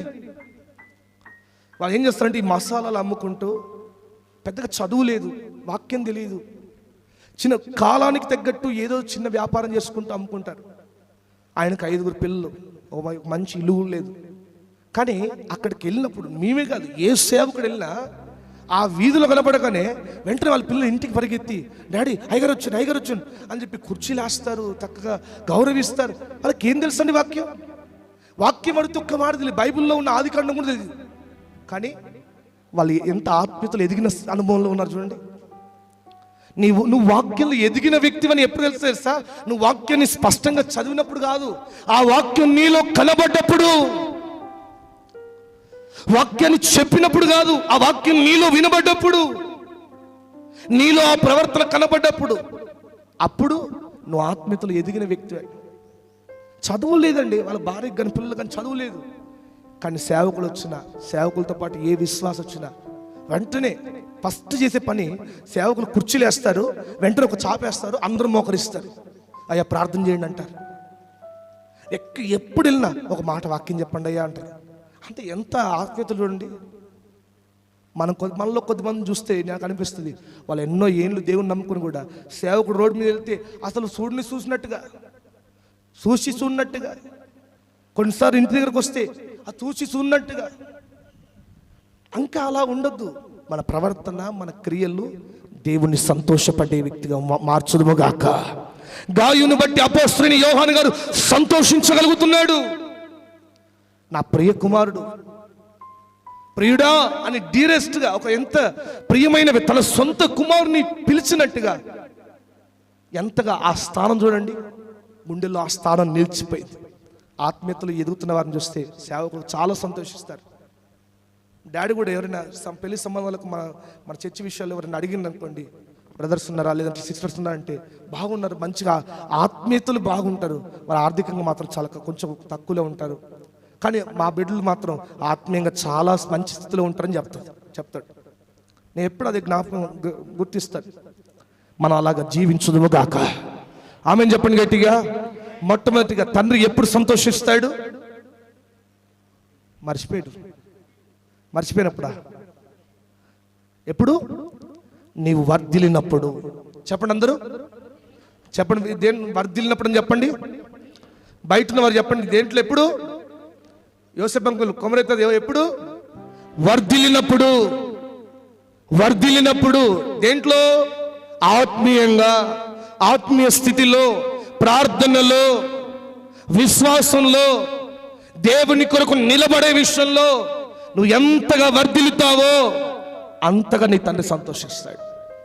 మనమందరం తండ్రికి సంతోషాన్ని కలిగించే వ్యక్తులుగా మారుదుముగాక. రెండవదిగా అదే చదవండి అక్క, 3వ వచనం. అక్క మైక్లో చదవండి. నీవు సత్యమును అనుసరించి నడుచుకొనుచున్నావు గనుక సహోదరులు వచ్చి నీ సత్య ప్రవర్తనను గూర్చి సాక్ష్యము చెప్పగా విని బహుగా సంతోషించి తిని, నా పిల్లలు సత్యము అనుసరించి నడుచుకొనుచున్నారని వినుట కంటే నాకు ఎక్కువైన సంతోషము లేదు. ప్రియుడా, వారు పరదేశులైనను సహోదరులుగా ఉన్న వారికి నీవు చేసినదెల్లా విశ్వాసికి తగినట్టుగా చేయుచున్నావు. చాలు. హల్లెలూయా. శబ్దం గట్టి హల్లెలూయా. నువ్వు ఎప్పుడు దీవించబడతావంటే నీ తండ్రికి సంతోష కారణంగా ఉన్నప్పుడు, తండ్రిని సంతోషపరిచినప్పుడు, నీ పరమ తండ్రిని, నీ ఆత్మీయతని సంతోషించేటట్టుగా నీ ప్రవర్తన ఉన్నప్పుడు నువ్వు దీవించబడతావు. మరి నీ తండ్రి ఎప్పుడు సంతోషిస్తాడంటే, మొట్టమొదటిగా, కొంచెం గట్టిగా చెప్పరాదమ్మా, ఇటు సైడ్ సౌండ్ వస్తలేదు, నువ్వు వర్ధిల్లినప్పుడు, ఆత్మీయంగా వర్ధిల్లినప్పుడు, ప్రార్థనలో వర్ధిల్లినప్పుడు, విశ్వాసంలో ఎదిగినప్పుడు, నీ ప్రవర్తన ఎదిగిన వ్యక్తుల వలె మారినప్పుడు నీ తండ్రి సంతోషిస్తాడు, నీ దేవుడు సంతోషించగలుగుతాడు. రెండవదిగా ఆత్మీయ తండ్రి అయిన యోహాను గారు అంటున్నారు, కుమారుడా, నీ గురించి పరదేశులు వచ్చి నాకు సాక్ష్యం చెప్పినప్పుడు నేను బహుగా సంతోషించాను. హల్లెలూయా. చెప్పు గట్టిగా హల్లెలూయా. నీ తండ్రి ఎప్పుడు సంతోషిస్తాడంటే నీ సాక్ష్యం బాగున్నప్పుడు. ఏముండాలి? సాక్ష్యం అంటే మనం చెప్తాం కదండి, అలా అనుకున్నారు. అమ్మా అది కాదమ్మా, మన సాక్ష్యం గురించి బయట వాళ్ళు చెప్తారు చూడండి, అది బయట వాళ్ళు చెప్పాలి. ఇక్కడ ఉన్నారు, నేను అంటాను, ఒకవేళ ఆ సంఘస్థులు చెప్తే పెద్దగా ఒకవేళ యోహాను గారు పట్టించుకునేవాడో తెలియదు, అక్కడ వాళ్ళ గురించి వాళ్ళు మంచిగా చెప్పుకుంటారు అనేవారేమో. కానీ పరదేశులు వచ్చి బా, ఎంత అద్భుతమైన మాట చూడండి. పరదేశులు వచ్చి నీ గురించి గొప్పగా చెప్తుంటే, నీ సత్య ప్రవర్తన గురించి సాక్ష్యం ఇస్తుంటే నేను బాగా సంతోషించాను. ఎంత అద్భుతమైన మాట. నీ పరమ తండ్రి కూడా నీ సాక్ష్యం విన్నప్పుడు సంతోషించే వ్యక్తిగా మారాలి. హల్లెలూయా. నీ సాక్ష్యం తండ్రిని సంతోషపెట్టేదిగా ఉండునుగాక. హల్లెలూయా. ఈరోజు నీ సాక్ష్యం ఎలాగుంది? మందిరంలో నీ సాక్ష్యం ఎలా ఉంది? ప్రార్థనలో నీ సాక్ష్యం ఎలా ఉంది? సేవకుల దగ్గర నీ సాక్ష్యం ఎలా ఉంది? లోకంలో నీ సాక్ష్యం ఎలా ఉంది? లోకంలో నీ సాక్ష్యం ఎలా ఉంది? వాడు చర్చికి వెళ్తాడు కానీ ఏదైనా ఫంక్షన్ ఉందంటే ఖచ్చితంగా ఆదివారం మానేస్తారా? నువ్వు చూడు, ఫోన్ చేయి. ఇప్పుడు ఏదైనా మనల్ని ఫంక్షన్ ఉందని చెప్పు, మనల్ని పెళ్ళి ఉందని చెప్పు, మనల్ని ఎవరైనా చూడండి ఏదైనా కార్యక్రమం ఉందని చెప్పు, ఖచ్చితంగా చర్చి మానేసి వస్తాడు. కావాలంటే చూడు అన్నారు అనుకోండి, అక్కడే అయిపోయింది నీ భక్తి, అక్కడే అయిపోయింది నీ సాక్ష్యం. ఎక్కడో నమ్మిగొండ సర్లో కొట్టుకుపోయినట్టే సాక్ష్యం. ఎక్కడ రే వాడు నీకు తెలుసా ఇప్పుడు ఎక్కడ తెలుసా? ప్రార్థనలో ఉంటాడు. నువ్వు ఎన్నిసార్లు చేసినా ఫోన్ ఎత్తాడు, నువ్వు ఎన్నిసార్లు ఫోన్ చేసినా ఎత్తాడు. ఎందుకు తెలుసా? ప్రార్థనలో ఉంటాడు రా. వానికి ప్రార్థన అంటే దేవుడు అంటే పిచ్చి, అదొక పిచ్చిరా అన్నదనుకోండి, పరలోకమందున దేవుడు సంతోషిస్తాడు. కొట్టు గట్టిగా, చెట్టిగా చెప్పలు కొట్టు, దేవుడు స్తుతించు గట్టిగా. హల్లెలూయా, హల్లెలూయా, హల్లెలూయా.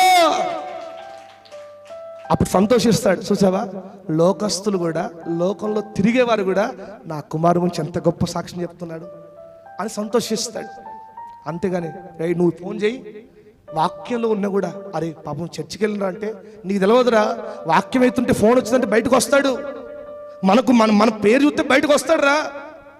ఇప్పుడు అర్జెంట్ పనుందని చెప్పి వెంటనే వస్తాడు రా అన్నాడు అనుకోండి, దేవునికి నువ్వు విలువ ఇయ్యనట్టే, దేవుని స్థానానికి విలువ ఇయ్యనట్టే, వాక్యానికి నువ్వు విలువ ఇవ్వనట్లే. నేను మరలా చెప్తున్నాను, మందిరానికి వచ్చి కూడా నాకు ఫోన్స్ ఉన్నాయి. నాకు ఎంత నేను ఫోన్ రాగా నేను చూసుకుంటాను. నాకు వచ్చే ఒకటే ఫోన్, వేరే ఫోన్ ఎత్తే ఎవరు ఎత్తారని తెలుసు. ఏం చేస్తానంటే ఎత్తి నేను మా సార్ ఫోన్ చేసి మొన్న పోయిన ఆదివారం కాలేజ్ నుంచి ఫోన్ చేసి నేను వాక్యం చెప్తున్నా. ఆ వాక్యం వినాలని చెప్పి ఫోన్ ఆన్ చేసి పెట్టిన. వాక్యం అంతా అయిపోయిన తర్వాత మళ్ళీ ఫోన్ చేసింది, నీ సర్టిఫికేట్స్ అవి ఉన్నాయి అంటే, సార్ నేను చర్చిలో ఉన్నాను, ఫోన్ ఎత్తాను. నాకు అర్థమైంది, నేను వాక్యం విన్నప్పుడు అర్థమైందని. ఎవరికైనా ఫోన్స్ బిజీ ఉన్నాయి, నీకే కాదు మా అందరికి కూడా బిజీ ఉన్నాయి. ఇక్కడ జాబ్ చేసేవారు ఉన్నారు, అందరికి బిజీ ఉన్నాయి. కానీ నీకే బిజీ ఉన్నట్టు చేయొద్దు. అందరు బిజీ పర్సన్సే. ఒకసారి మందిరం బయటకు వెళ్ళిందంటే మా అందరు బిజీ. దేవునికి ఇచ్చే స్థానం బట్టే నీ సాక్ష్యం ఏంటో, నీవు దేవునికి ఇచ్చే విలువేంటో తెలుస్తుంది. ఈరోజు ఒక చిన్న ఏదైనా పెళ్ళి ఉందనుకోండి, ఆదివారం చర్చి మానేసే క్రైస్తవులు ఉన్నారు. అలాగా మీరు ఉన్నట్లయితే నీ సాక్ష్యం పోయినట్టే. దేవుని దగ్గర తలెత్తుకొని, ప్రభువా ఒక్క ఆదివారం కూడా నేను మందిరాన్ని మానలేదయ్యా అని తలెత్తుకొని ఒక్కసారి చెప్పగలుగుతావా? అయ్యా ఒక్క ప్రభు పల్లారదని కూడా నేను అయ్యా తండ్రి నిన్నెక్కడ విడిచిపెట్టలేదయ్యా అని చెప్పగలగాలి. దావీదు అంటున్నాడు, దేవా నన్ను పరిశోధించు అంటున్నాడు, నన్ను పరీక్షించు, నువ్వు పరిశోధించాలయ్యా అంటున్నాడు. ఎందుకంత కాన్ఫిడెంట్గా చెప్పగలుగుతున్నాడు? నేను అలా ఉన్నానయ్యా, నీ పరీక్షలో నేను నిలబడే యోగ్యునిగా ఉన్నాను అని చెప్పగలుగుతున్నాడు. మరి ఈరోజు నీ పరిస్థితి ఏంటి? నిన్ను బట్టి నీ తండ్రి సంతోషిస్తున్నాడు. నీ సాక్ష్యం ఎలాగుంది? ప్రార్థనలో నీ సాక్ష్యం ఎలాగుంది? మందిరంలో నీ సాక్ష్యం ఎలా ఉంది? మందిరానికి వస్తుంది కానీ ఒక్క పని చేయదు అన్నదనుకోండి, అయిపోయి నీ సాక్ష్యం పోయే. మందిరానికి వస్తుంది కానీ చూడండి, ఎవరంతా అందరు పని చేస్తుంది చూస్తే కానీ చేయదు, ఒక్క గిన్నెను ముట్టదమ్మా అన్నదనుకోండి, ఏమిటి నీ సాక్ష్యం? ఈరోజు నీ సాక్ష్యం ఎలాగుందో మనం అందరం లోకంలో వెళ్ళినప్పుడు, అరే వీడు చర్చికి వెళ్తారు కానీ బయటికి రాని భయపడతారా, కులాన్ని చూసి భయపడతాడు, దేవుని నమ్ముకునే వ్యక్తిరా అనేటట్టుగా ఉండొద్దు. యోహాను గారు ధైర్యంగా చెప్తున్నాడు, కుమారుడా పరదేశులు వచ్చి ఇక్కడ కాదు, పరదేశులు వచ్చి నీ గురించి సాక్ష్యం ఇస్తున్నప్పుడు, నీ ప్రవర్తన గురించి, నీ సత్య ప్రవర్తన గురించి నేను బహుగా సంతోషించానని చెప్తున్నాడు. యోబుని బట్టి దేవుడు సాక్ష్యం ఇస్తున్నాడు. దేవుడే నా కుమారుడైన యోబుని చూసావా, సాక్ష్యం ఇస్తున్నాడు. ఈరోజు మన సాక్ష్యాన్ని కాపాడుకునే వారిగా ఉండుముగాక. కాలేజీకి వెళ్తున్న యవనస్తులు కానీ యవన బిడ్డలు కానీ దయచేసి మందిరానికి చెడ్డ పేరు తెచ్చే పని ఎప్పుడు చేయకండి. ప్రార్థనకు చెడ్డ పేరు తెచ్చే పని, దేవునికి చెడ్డ పేరు తెచ్చే పని, నీ సొంత తల్లిదండ్రులకు చెడ్డ పేరు తెచ్చే పని ఏనాడు నువ్వు చెయ్యొచ్చు. ఏనాడు నువ్వు చేసిన రోజు దేవుని దగ్గర నువ్వు ఎంత క్షమాపణ అయినా నీ స్థానం ఎదుగుతుందని అని అస్సలు అనుకోవద్దు. చాలా జాగ్రత్తగా కలిగి ఉండాలి. నువ్వు కాలేజీకి వెళ్తున్నప్పుడు నీ ప్రవర్తన ఎలా ఉంటుంది, నీ తల్లిదండ్రులు నీ మీద ఎంత నమ్మకం పెట్టుకుంటున్నారు, వాటన్నిటిని గమనించి మన సాక్ష్యాన్ని కాపాడుకుందుముగాక. హల్లెలూయా, కాపాడుకుందుముగాక. బైబిల్లో ఒక తల్లి ఉందండి. ఆ తల్లి పెద్ద ధనవంతుల్ని కాదు, ఏమంటారు, మిషన్ కుట్టుకునే తల్లి అనుకున్నా. మనకు అర్థం కావడం చెప్తున్నాను. మిషన్ కుట్టుకునే తల్లి. ఆమె పెద్దగా ఏం మాకు ఆస్తిపాస్తులు కూడా లేవండి. కానీ ఆమె చనిపోతే 100,000 మందిగా వచ్చారు, 100,000 మందిగా వస్తున్నారు. ఎలాగా? ఆ తల్లి మిషన్ కుట్టుకునేది, కానీ పాడైపోయిన బట్టలు మా ఇవన్నీ ఆ యొక్క బట్టలు కుట్టడమే కాదు, మా బ్రతుకులను కూడా సరిగేస్తుందండి. ఆమె కుట్టుకుంటూ కూడా మాకు దేవుడి వాక్యం చెప్పిందండి, ప్రార్థన గురించి, దేవుని విలువ గురించి మాకు చెప్పిందని. ఆ తల్లి చనిపోయినప్పుడు వచ్చి సాక్ష్యం ఇస్తున్నారు. ఎవరా తల్లి? దోర్కా. వింటున్నారా? ఈరోజు ప్రేమైన దేవుని బిడ్డలారా, చిన్న పని చేసుకుంటున్నాడు, దేవునికి నమ్మకంగా బ్రతికింది. చిన్న పని చేస్తూ, నువ్వు చేసే చిన్న పనిని ఎప్పుడు ఫీల్ కావద్దు. నువ్వు చేసే పనిలో నమ్మకత్వం కలిగి ఉన్నావా, నీ పనిని నా దేవుడు ఆశీర్వదిస్తాడు. చిన్న పని చేస్తూ కూడా దేవునికి విలువ తెచ్చే పనులు నువ్వు చేసినప్పుడు, చిన్న పని చేస్తూ దేవుని ప్రేమను ప్రకటించగలిగితే తప్పగా. గన్పూర్లో కూడా ఒక తల్లి తెలుస్తాను, ఆమె కూడా ఇట్లా మిషన్ కుట్టుకుంటుంది. కానీ ఎప్పుడైనా ఎవరైనా కొత్త వాళ్ళు వచ్చిందనుకోండి, ఆమె ఒక్క మాట అయినా దేవుని గురించి చెప్పకుండా మానదండి. దేవుని గురించి చెప్పకుండా మానదు. ఆమెను బట్టి ఒక డాక్టర్ వాళ్ళ భార్య మా చర్చకు వచ్చింది, మందిరానికి వచ్చింది. ఎలాగా ఒక్కటి చెప్పింది, మా యొక్క మందిరానికి రండి, దేవుడు తప్పక నీ రోగాన్ని బాగు చేస్తారని చెప్పిందట. ఒక్కటే మాట. ఈరోజు నీ సాక్ష్యంలాగా ఉంది. దేవుని ఎదుట ఒకనాడు మనం నిలబడబోతున్నాం. ఒకనాడు మనం నిలబడినప్పుడు ధైర్యంగా, అయ్యా నేను మందిరాన్ని మానలేదు, ప్రభు బలను మానలేదు, పరిశుద్ధతను మానలేదయ్యా అని నిలబడే యోగ్యులుగా మన సాక్ష్యం నిలబడునుగాక. లోకంలో కూడా మన సాక్ష్యాన్ని కాపాడుకునే వారిగా ఉండుముగాక. తండ్రి ఎప్పుడు సంతోషిస్తాడు చెప్పండి? రెండోదిగా, నీ సాక్ష్యము గురించి విన్నప్పుడు, నీ సాక్ష్యాన్ని నువ్వు కాపాడుకున్నావన్న మాట విన్నప్పుడు తండ్రి సంతోషిస్తాడు. మూడో మాట చెప్పి ముగించేస్తాను. అక్కడ చదవండి, సేమ్ 4వ వచనం నుంచి. నా పిల్లలు సత్యమును అనుసరించి నడుచుకొనుచున్నారని వినుట కంటే నాకు ఎక్కువైన సంతోషము లేదు. ప్రియుడా, వారు పరదేశులైనను సహోదరులుగా ఉన్నవారికి నీవు చేసినదెల్లా విశ్వాసికి తగినట్టుగా చేయుచున్నావు. వారు నీ ప్రేమను గూర్చి సంఘము ఎదుట సాక్ష్యమిచ్చిరి. వారు అన్యజనుల వలన ఏమీయూ తీసుకొనక ఆయన నామము నిమిత్తము బయలుదేరి గనుక దేవునికి తగినట్టుగా నీవు వారిని సాగనంపిన ఎడల నీకు యుక్తముగా ఉండును. చాలా హల్లెలూయా. చేతులు గట్టిగా ఒకసారి గట్టిగా హల్లెలూయా. ఆఖరి మాట చెప్పి ముగించేస్తాను, చివరి మాట చెప్పి ముగించేస్తాను. ఒకటి, నీ తండ్రి, పరమ తండ్రి ఎప్పుడు సంతోషిస్తానని చెప్పాను? నీవు వర్ధిల్లినప్పుడు, ఆత్మీయంగా నువ్వు వర్ధిల్లుతున్నప్పుడు, ఆత్మీయ స్థితిలో వర్ధిల్లిన స్థితిలో ఉన్నప్పుడు, ఎదిగిన వ్యక్తుల వలె నీ మాట, నీ క్రియలు, ప్రవర్తన ఉన్నప్పుడు నీ తండ్రి సంతోషిస్తాడు. రెండవదిగా, నీ సాక్ష్యం గురించి, నీ పవిత్రత గురించి, నీ మాటల గురించి, వారు నీ సాక్ష్యాన్ని ఎట్లాగా నువ్వు కాపాడుకుంటావో ఆ సాక్ష్యాన్ని బట్టి తండ్రి సంతోషిస్తాడు. ఈ లోకపు తండ్రి అయినా ఆత్మీయ తండ్రి అయినా వాటిని బట్టి సంతోషిస్తాడు. మూడోదిగా అపోస్తలుడైన యోహాను గారు అంటాడు, వారు పరదేశులైనను నీవు చూపిన, ఏముంది అక్కడ మర్చిపోయారా? ఆడేముంది చూడండి, విశ్వాసికి తగినట్టుగా. ఇంకా దాని కింద మాట ఉంది, ఏముంది అక్కడ? ప్రేమను బట్టి, ప్రేమగల వ్యక్తిత్వాన్ని బట్టి తండ్రి సంతోషిస్తా ఉన్నాడు. ప్రియమైన దేవుని బిడ్డలారా, ఈ మాటలు వింటున్నావా? అపోస్తలుడైన యోహాను అక్కడ లేడు. అక్కడ ఉంటే తన కళ్ళ ముందు చేసే పనులు వేరేగా ఉంటాయి. ఇప్పుడు కొంతమంది ఏం చేస్తారు, టీచర్ ఉన్నప్పుడు చదివినట్టు చేస్తారు.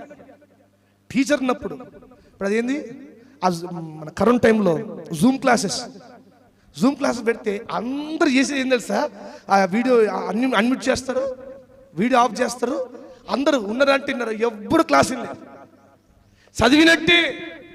ఒక టీచర్ ఉంటే చదివినట్టుగా, అలాగే పాస్టర్ ఉండట్టి ఏదైనా పని చేసినట్టుగా. ఇవంటే ఇవి చూడండి, మేము చేస్తున్నట్టు కాదు, మేము చూస్తున్నట్టు కాదు మీరు చేయాల్సింది. దేవుడు చూస్తాడని, దేవుడు చూస్తున్నాడని ఒక దైవ భయం కలిగి నువ్వు చేయగలిగితే. సంఘ పెద్దలు చూస్తున్నారు కదా, అమ్మ పని చేయకపోతే ఏదో ఒక మాట అంటారు అన్నట్టు కాదు, వాళ్ళని బట్టి కాదు. నువ్వు చేయవలసిన ఏ పనైనా, నువ్వు చిన్న పరదా వేసినా, ఊడ్చినా, ఏ పని చేసినా, నువ్వు మందిరానికి ఒక వ్యక్తిని తీసుకొచ్చినా నిన్ను దేవుడు చూస్తున్నాడు. నువ్వు చేసిన కార్యాన్ని దేవుడు చూస్తున్నాడు. నువ్వు చూపించిన ప్రేమను దేవుడు చూస్తున్నాడు. ప్రతిఫలాన్ని కూడా దేవుడే ఇస్తాడు. నేను అంటాను, ఇంతకాలం నువ్వు భక్తి కలిగి ఎంతో మందికి ఆదరించావు, ప్రేమను చూపెట్టావు, ఎంతో మంది వాళ్ళు బాగలేకపోతే బాగుండేటట్టుగా ప్రార్థన చేసావు, మాట్లాడావు, నీకు తగిన సాయం చేసావు. నేను ఇంత చేశాను, నా దేవుడు ఏది చూడట్లే అంటావా? ఒక టైం రాబోతుంది, ప్రతిదీ ఆవగిందంత పని చేసినా కూడా ఆయన చూపిన ప్రేమను బట్టి నీకు ప్రతిఫలం రాబోతుంది. గట్టిగా చెప్పలు కొట్టు, దేవుని స్తుతించండి గట్టిగా. నీ పిల్లలకు ఆ ప్రతిఫలాన్ని చూపెట్టబోతున్నాడు దేవుడు. నీ కుటుంబానికి ప్రతిఫలం ఇవ్వబోతున్నాడు. నువ్వు చేసిన కార్యానికి ప్రతిఫలం రాబోతుంది. దేవుడే లెక్క చూసి ప్రతిఫలం ఇస్తాడు. నువ్వు చేసిన ప్రతి దానికి నీ పిల్లలకు కూడా ప్రతిఫలాన్ని ఆమోదించేటట్టుగా చేస్తాడు. బోయాజు అంటాడు, అమ్మా నువ్వు చేసిన దానికి దేవుడు ప్రతిఫలం ఇస్తాడు నీకు. ఎంత అద్భుతమైన మాట. నేను అంటాను, బైబిల్లో మనం చూసినట్లయితే యోనాతాను, చెప్పండి ఎవరు? అందరూ ఒకసారి చెప్పండి, బయటనవారు చెప్పండి. వింటున్నారా? నిద్రపోతలేదు కదా? ఎవరు? యోనాతాను. సౌలు కుమారుడైన యోనాతాను దావీదుకు చిన్న మేలు చేశాడండి. చిన్న మేలండి. దేవుని ప్రేమను బట్టి చిన్న మేలు చేశాడు. తనకున్న ఆ యొక్క ఆయుధాలు ఇచ్చాడు, తనకున్న విలువైన వాటిని దావీదుకి ఇచ్చాడు. దావీదు రాజు కావాలని కోరుకున్నాడంట, అంతే. దేవుడు ఎంత గొప్ప మనం చూడండి. యోనాతాను చచ్చిపోయాడు, సౌలు చచ్చిపోయాడు, చూస్తున్న దేవుడు సజీవుడుగా ఉన్నాడు. హల్లెలూయా. యోనాతాను చేసిన పనిని చూస్తున్న దేవుడు ఉన్నాడు కదండి. దేవుడు మర్చిపోతాడా? అమ్మా మర్చిపోతాడా? కుర్చీలో కూర్చున్నాడు, దేవుడు మర్చిపోతాడా? నువ్వు అంటా, బైబిల్లో ఉంది ఏది, నువ్వు గిన్నెడు చల్లీలు ఇచ్చినా దానికి కూడా ప్రతిఫలం ఉంటుందంట. యోనాతాను ఎప్పుడో చేశాడు, ఎప్పుడో చచ్చిపోయాడు, సౌలు చచ్చిపోయాడు, అందరూ చనిపోయారండి. చనిపోయిన తర్వాత దేవుడు దావీదు గుర్తు చేస్తున్నాడు. యోనాతాను నీకు చేసిన మేలు, యోనాతాను నీ పట్ల చూపిన ప్రేమను బట్టి గుర్తు చేసినప్పుడు దావీదు అంటాడు, యోనాతాను బట్టి నేను ఉపకారం చేయాలనుకుంటున్నాను. ఆ మాట ఒక్కసారి చదివి ముగిద్దామా? ఒక్కసారి ముగిచ్చేద్దాం ఆ మాట. చూడండి ఇక్కడ 2 సమూయేలు 9 ఉంటా చూడండి. 9, 8 త్వరగా.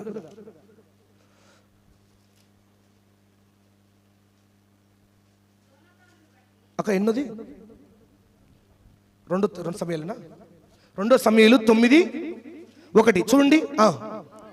యోనాతానును బట్టి నేను ఉపకారము చూపుటకు సౌలు కుటుంబంలో చాలండి. ఎంత గొప్ప దేవుడు చూడండి. దేవుడు ఎవరిని వాడుకోలేదు, ఏకంగా రాజుకి చెప్పాడు, యోనాతాను నీకు చేసిన మేలు, యోనాతాను చూపిన ప్రేమను బట్టి దేవుడు గుర్తు చేశాడు. నేను యోనాతాను బట్టి ఒక్కరికైనా మేలు చేయాలనుకుంటున్నాను, ఎవరైనా ఉన్నారా అని అడిగితే, అయ్యా ఉన్నాడు కానీ కుంటోడయ్యా, ఉన్నాడు కానీ చదువు లేనోడయ్యా, ఏ జ్ఞానం లేనోడయ్యా, ఎవ్వరు పట్టించుకుంటలేరయ్యా, ఎందుకయ్యా అని అందరు డిగ్రేడ్ చేసే మాటలు మాట్లాడొచ్చు. కానీ కుంటివాడైనా, తన దగ్గర ఎవరు లేకపోయినా, ఆ వ్యక్తి పేరు ఏం పేరు? మెఫీబోషెతు. మెఫీబోషెతు అనే యోనాతాను కుమారుని పిలిపించాడు. పిలిపించంటాడు, ఇదిగో నీవు ఆహారం తింటకు, నీవు ఉంటకు రాజు కూర్చునే బల్ల ఎదుట యోనాతాను కుమారుని కూర్చోబెట్టాడండి. హల్లెలూయా. నేను అంటాను, నువ్వు చూపిన ప్రేమ, నీ ప్రేమ గల వ్యక్తిత్వాన్ని దేవుడు ఏనాడు, కొంచెం గట్టిగా చెప్తారా, మర్చిపోడు. నువ్వు ఎవరికైనా, ఎవరికి చేసినా నీ ప్రేమ గల వ్యక్తిత్వం బట్టి దేవుడు ఎప్పుడు మర్చిపోడు. అంతేగాని కఠినముగా కఠోరముగా మన పరిస్థితులు ఉండద్దండి. ఒక వ్యక్తి లేని స్థితిలో ఉంటే సహాయం చేయి, ఏదైనా నీ ద్వారా సాయం చేయగలిగితే చేయి. కానీ చేసేవారిని చెడగొట్టడం, లేదంటే చేయకుండా కఠినంగా మాట్లాడడం అంటాను. ఒక్కటే అంటాను, నీవు చేయగలిగితే చేయి. నీ తగినట్టుగా నీవు మేలు చేయ ఉద్దేశించినప్పుడు ఆ మాట ఉంటుంది కదా, చేయి వారికి చేయి, ఆ వ్యక్తి మేలు పొందుకునే వ్యక్తి అయితే. అంతేగాని మనం ఎవరిని తృణీకరించే వారిగా ఉండద్దండి. ఎందుకంటే యేసయ్య పేరు పెట్టుకున్నాం, యేసయ్యను నమ్ముకున్నాం, యేసయ్య ప్రేమను ప్రపంచానికి చూపించాలి, ప్రపంచానికి చూపించాలి. చూడండి, ఈ విత్తనం యేసయ్య నాటింది. వాక్యం అనే విత్తనం నాటి మనల్ని బాగు చేశాడు, మనల్ని స్థితిగతులు మార్చాడు.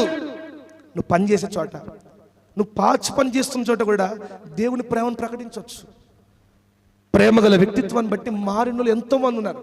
నేను ఎప్పుడు చెప్తాను కదా, సర్దార్ వల్లభాయ్ పటేల్కి సువార్త అందడానికి కారణం ఒక వ్యక్తి ఉన్నాడండి. ఆ వ్యక్తి జైల్లో ఉండి సువార్త చెప్పాడు. ఆ వ్యక్తి ఎలా మారాడని చూస్తే తన భార్యని బట్టి మారాడంట. తన భార్య చేసిన ప్రవర్తన బట్టి. తను అనుకోకుండా ఒక పాస్టర్ బిడ్డను వివాహం చేసుకున్నాడు.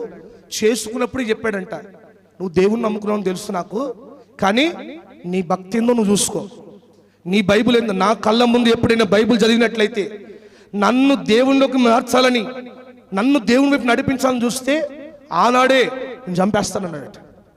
లేదండి నేను ఎప్పుడు చెప్పనండి అన్నదట.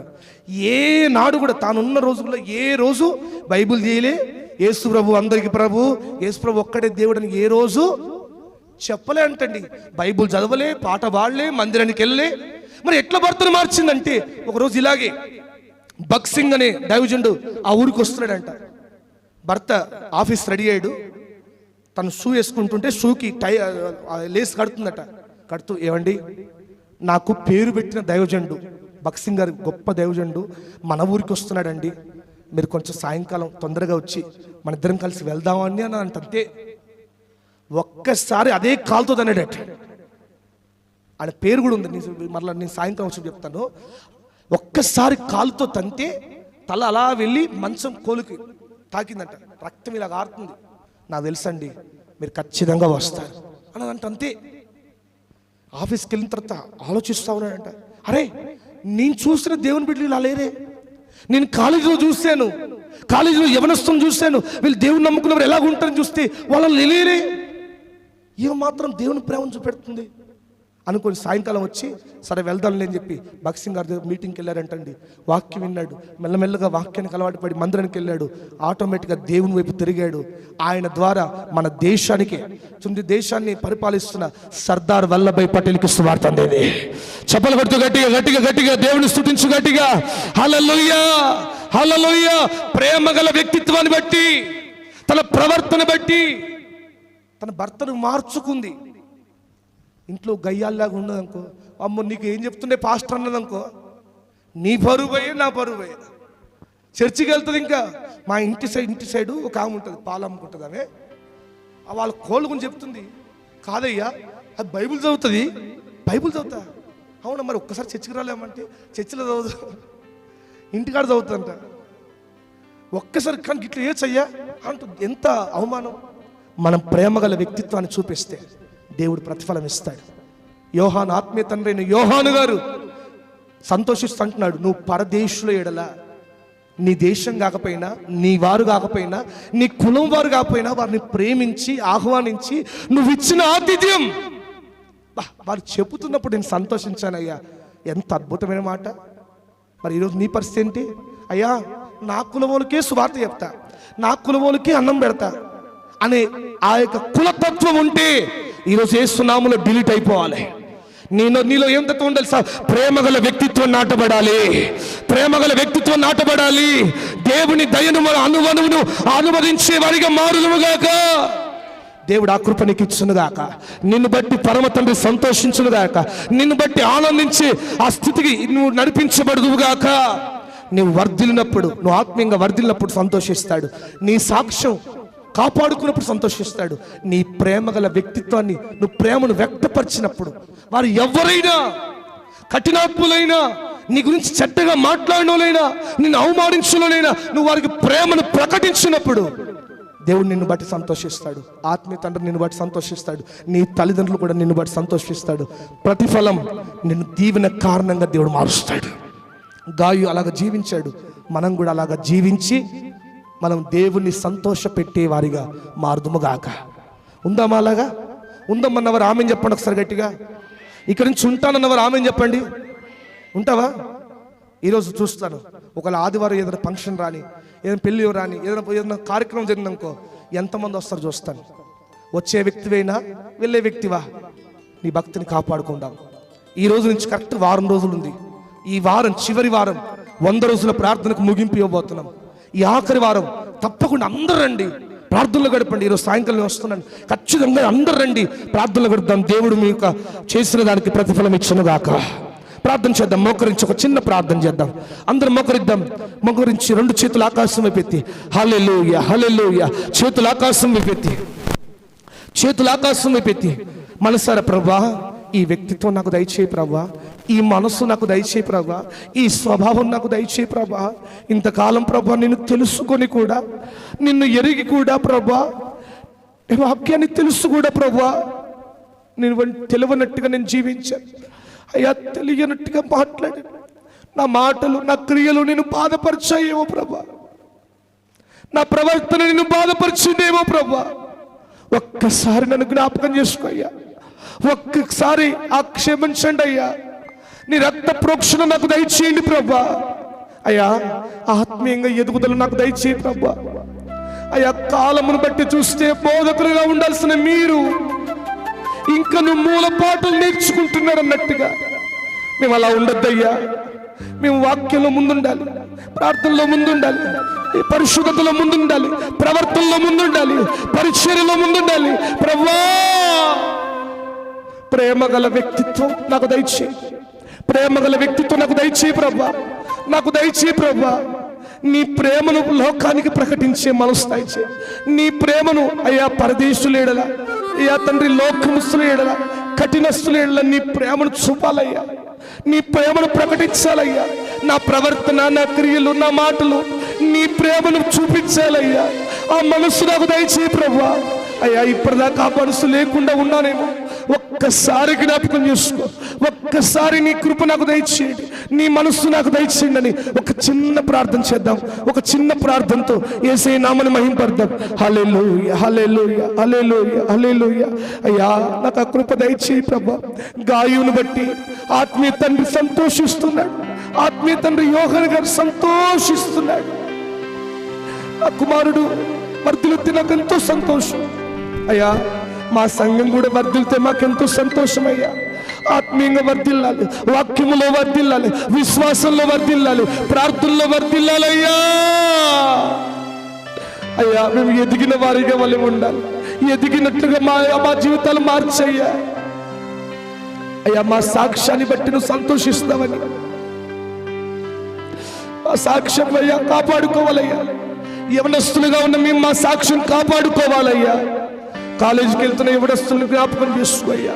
అయ్యా స్కూల్కి వెళ్తున్నవారు, ఉద్యోగాలు చేస్తున్నవారు అయ్యా, ఏది చదువుతున్నా తల్లిదండ్రులకు అవమానం తెచ్చే బిడ్డలుగా ఉండద్దయ్యా. అయ్యా దేవుడికి అవమానం తెచ్చేటట్టుగా మేము ఉండద్దయ్యా.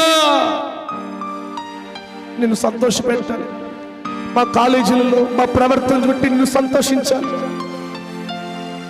మా ఊర్లో మా సాక్ష్యం బట్టి, మా ఇరుగు పొరి వారితో మా సాక్ష్యం బట్టి నీ నామానికి మహిమ రావాలి, నీ నామానికి ఘనత రావాలి, నీ నామానికి గొప్ప పేరు రావాలయ్యా. అయ్యా అలాంటి మనసు నాకు దయచేయండి, అలాంటి మనసు నాకు దయచేయండి. ఒకవేళ ఇప్పటిదాకా నేను తప్పుడు త్రోవలో వెళ్ళానేమో, తప్పుడు మనుషులతో వెళ్ళానేమో అయ్యా, ఇప్పుడు తెలుసుకుంటున్నానయ్యా. సరిచేయి ప్రభు అని ఒక మాట అడుగు. యవన కాలంలో నేను నీ వాక్యం నా గుండెల్లో నాటబడాలి. యవన కాలంలో అయ్యా నేను పాపంలో పడిపోకుండా నీ వాక్యం నా గుండెల్లో ఉండాలి. నేను ఇంకా సరే నేను బాధ పెట్టి పనులు చేయనయ్యా. నా సాక్ష్యాన్ని కాపాడుకునే మనసు దయచేయండి అయ్యా. మూడోదిగా దైవిక ప్రేమ గల వ్యక్తిత్వం మాకు దయచేయండి. ఎవరి ఎడలైనా ప్రేమగా మనమయ్యా, ప్రేమ గల మనసు, ప్రేమను ప్రకటించే మనసు, ప్రేమను చూపించే మనసు నాకు దయచేయి, నాకు దయచేయి, నాకు దయచేయి ప్రభా, నాకు దయచేయి ప్రభా. నువ్వు తలెత్తుకునేటట్టుగా నేను జీవించాలి అయ్యా నన్ను బట్టి ఎన్నోసార్లు దుఃఖపడుతున్నావు అయ్యా, మమ్మల్ని బట్టి ఎన్నోసార్లు నేను దుఃఖపెడుతున్నామయ్యా. ప్రార్థన మానేసి వాక్యానికి దూరం అయిపోయి, పవిత్రతకు దూరం అయిపోయి, మందిరానికి దూరం అయిపోయి నిన్ను బాధపెడుతున్నామేమో ప్రభా. మమ్మల్ని క్షమించు ప్రభా అని ఒక చిన్న ప్రార్థన కన్నీటితో చేయగలుగుతావా? ఒక చిన్న తీర్మానం అండి నీ స్థితిగతులన్నీ మార్చేస్తుంది. ఒక్క చిన్న తీర్మానం గాయను దీవెన కారణంగా మార్చినట్టుగా నీవు కూడా దీవెన కారకుడిగా మారుతావు. ఒక చిన్న తీర్మానం చేసుకో.